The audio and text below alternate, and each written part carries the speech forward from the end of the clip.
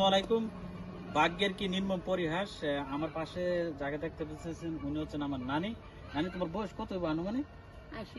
80 বছর হইব। আমার পাশে দেখতেছেন বড় খালাম্মা। অথচ আমার মা কিন্তু দুনিয়াতে নাই। আম্মা ছিল তাদের বোনের মধ্যে মেজু। এটাকে বলা হয় উপরওয়ালার কি রহমত না কি, এটা বোঝা বড় দায়। কে কখন আগে চলে যায়, কে কখন পরে চলে যায়, এটা বলা যায় না। কিন্তু সবচেয়ে বড় শুক্রিয়া আদায় করা দরকার যে আমার নানি এখনো দুনিয়াতে বাইচা আছে।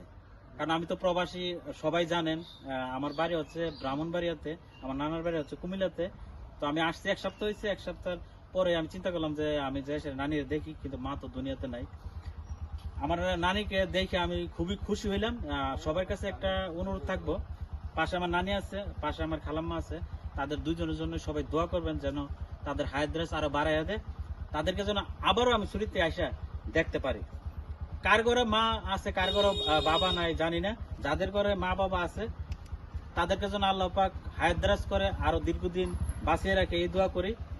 আর সবাই আমাদের জন্য দোয়া করবেন। সবাই ভালো থাকবেন। আল্লাহ হাফেজ।